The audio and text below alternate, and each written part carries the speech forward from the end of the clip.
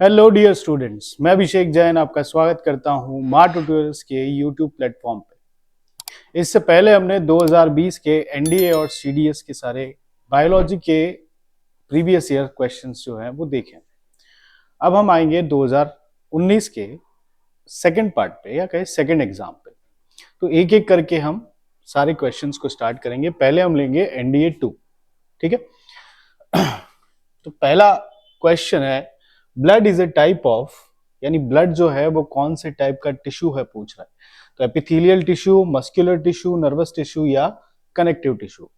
ठीक है, तो हमको यहाँ पे याद रखना है कि ब्लड जो होता है वो कौन से टाइप का टिश्यू होता है, कनेक्टिव टिश्यू। ठीक है, सीधी सी चीज है कि ब्लड क्या है, एक मस्कुलर कनेक्टिव टिश्यू। तो हमारा आंसर हो जाएगा यहाँ पे D, connective tissue. Mitochondria are able to produce their own. Mitochondria जो है हमारी बॉडी में या कहीं हमारे सेल्स में क्या चीज डेवलप करती है या क्या प्रोड्यूस करती है, वो हमने पहले पढ़ लिया है कि वो एटीपी का फॉर्मेशन करती है। लेकिन ये खुद के लिए क्या बना सकती है, वो चीज हमको यहाँ पे पूछा जा रहा है। तो क्या ये न्यूक्लियस बनाएगी? नहीं, क्योंकि ये एक सेल नहीं है, सेल ऑर्गेनेल है। उसके बाद प्रोटीन्स, क्लोरोप्लास्ट और डाइजेस्टिव एंजाइम्स। तो माइटोकॉन्ड्रिया जो है वो खुद के लिए प्रोड्यूस करती है क्या? प्रोटीन्स। ठीक है, तो हमारा आंसर है यहाँ पे B. Which one of the following statement is correct? Xylem consist of tracheids, vessels, xylem parenchyma and xylem fibres. Flexibility in plant is due to the sclerenchyma. Parenchyma have no intercellular spaces. और xylem consists of sieve plate, sieve tube and companion cells. तो इनमें से हमारा answer क्या हो जाएगा कि xylem के पास में क्या क्या होता है? ट्रैकियाड्स होते हैं, वेसल्स होती है, जाइलम पेरेन्काइमा और जाइलम फाइबर्स इसमें प्रेजेंट होते हैं। तो इसलिए हमारा ऑप्शन क्या है यहाँ पे? करेक्ट ए। बाकी सब में कोई भी चीज ऐसी करेक्ट नहीं बताई गई है। Who among the following popularised the use of embryological characteristics in taxonomy? तो यहाँ पे सीधा सा आंसर हमारा क्या हो जाएगा? पंचानन माहेश्वरी। ठीक है, पंचानन माहेश्वरी ने हमको क्या बताया था कि एम्ब्रियोलॉजिकल कैरेक्टरिस्टिक्स जो है वो भी टेक्सोनॉमी में इंपॉर्टेंट है, कि उन्हीं के आधार पे हम क्या कर सकते हैं, कई सारे क्लासिफिकेशंस कर सकते हैं। और एक्चुअल में जो क्लासिफिकेशन है वो हमको सबसे पहले किसने दिया? तो कैरलस लीनियस ने या कार्ल लीनियस ने। ठीक है, which one of the following is the major constituent of biogas? तो बायोगैस में हमको कौन सी मिलती है? क्वेश्चन हमने पहले भी किया है, तो यहाँ पे याद रखिएगा कौन सी गैस होती है। मीथेन गैस जो है उसका कंस्टिट्यूएंट सबसे ज्यादा होता है। ठीक है, next, thyroid gland produce a hormone called thyroxine. ठीक है, तो हमको पता है कि थायराइड जो है वो कौन सा हार्मोन रिलीज करता है? थायरॉक्सिन। और थायरॉक्सिन का काम क्या है यहाँ पे? क्या ये it controls blood glucose level, controls ovulation, control metabolic rate और मेंटेन प्रेगनेंसी? तो यहाँ पे आंसर क्या होगा हमारा? Metabolic rate. ठीक है, क्योंकि थायरॉक्सिन की वजह से ही हमारी बॉडी में कई सारी ग्रोथ एक्टिविटी होती है। तो इसलिए हम सीधे से बोल देते हैं कि ये क्या करता है, हमारी बॉडी में मेटाबॉलिक रेट को कंट्रोल करता है। ठीक है, which one of the following is a bacterium that cause disease in human body? अब यहाँ पे हमको अलग अलग माइक्रोब्स जो है वो दिए हुए हैं, उसमें से हमको पता करना है।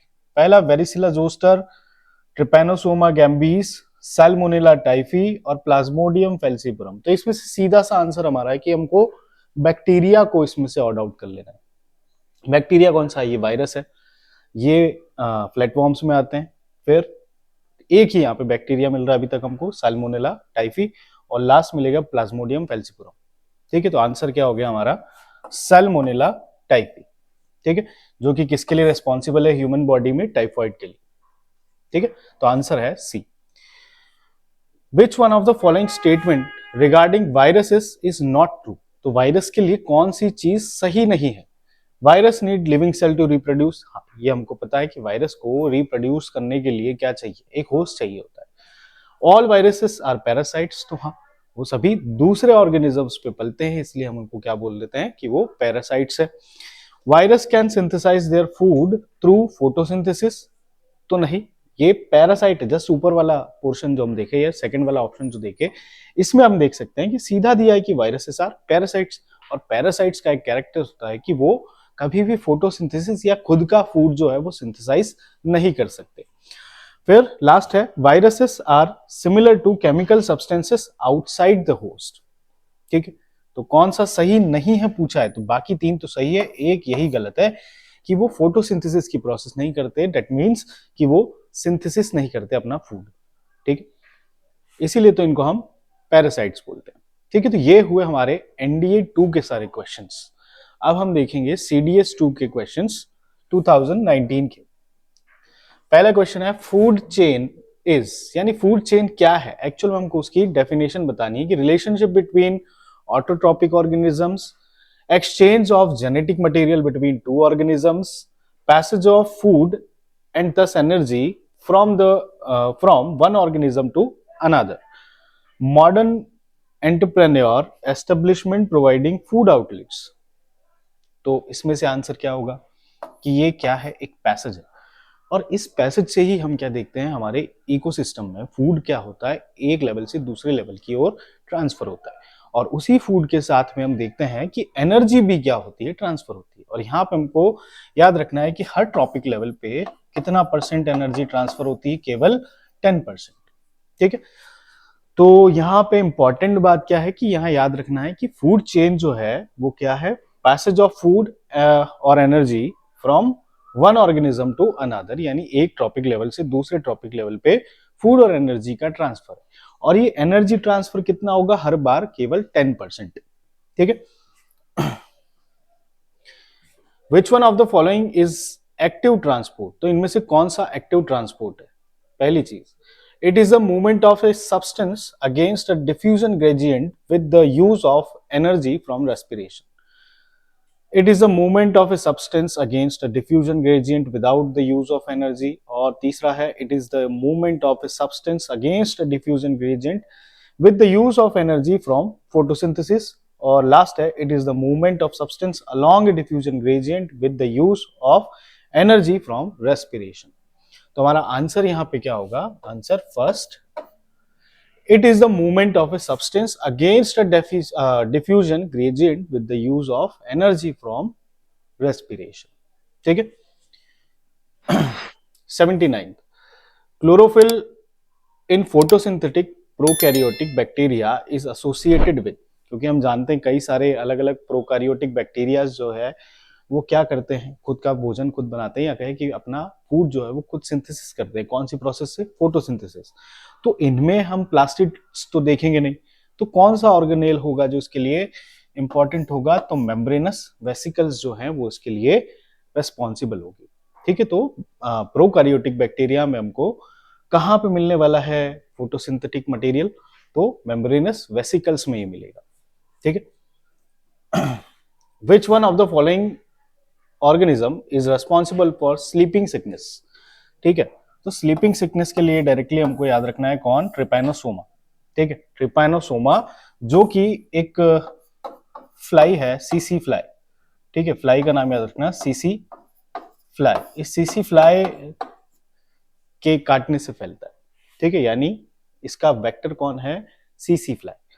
ठीक है, next, which one of the following body parts or organ of human body does not have smooth muscles।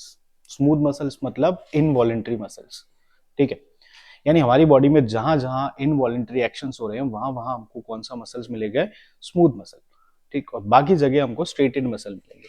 तो यूटेरस बॉडी में ऑटोमेटिकली काम करता है, यानी इनवॉलेंट्री एक्शन है इसका। आइरिस ऑफ आई, इसमें भी इनवॉलेंट्री एक्शन है।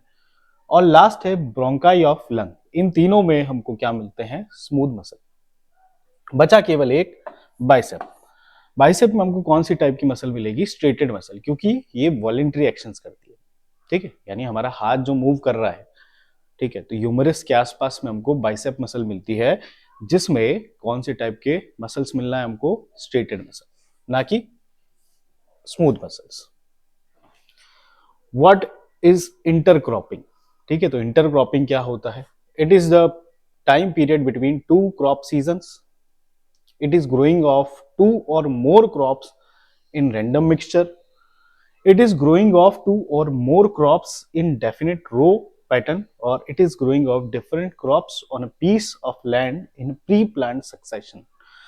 तो साफ से एक चीज यहाँ पे है कि क्या हो रहा है कि हम दो क्रॉप्स या दो से अधिक क्रॉप्स को एक साथ ले ले, लेकिन उनको एक रैंडम ऑर्डर में ना उगाते हुए हमने उनको कैसा किया है, प्लांट एक डेफिनेट रॉ के पैटर्न में किया है। यानी हर एक फसल की अलग अलग क्यारियां यहाँ पे होगी, हर एक फसल की अलग अलग रॉ होगी। ठीक है, तो इसको अच्छे से याद रखिएगा।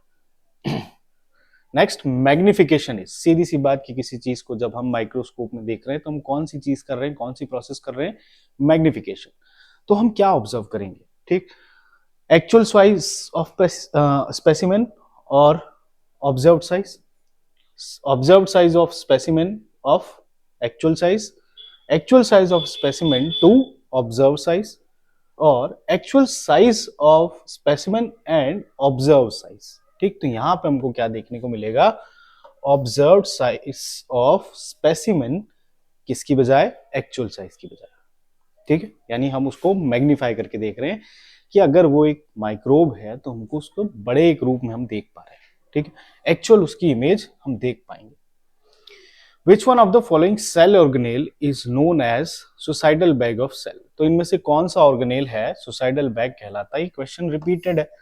ठीक है, कौन सा, लाइसोसोम। तो आंसर क्या हो गया हमारा, लाइसोसोम काम क्या करता है सेल में, डाइजेशन का, और इसी के डाइजेस्टिव एंजाइम से कभी कभी सेल जो है वो क्या हो जाता है, डाइजेस्ट हो जाता है। इस कारण से हम इसको क्या बोल लेते हैं, सुसाइडल बैग ऑफ सेल।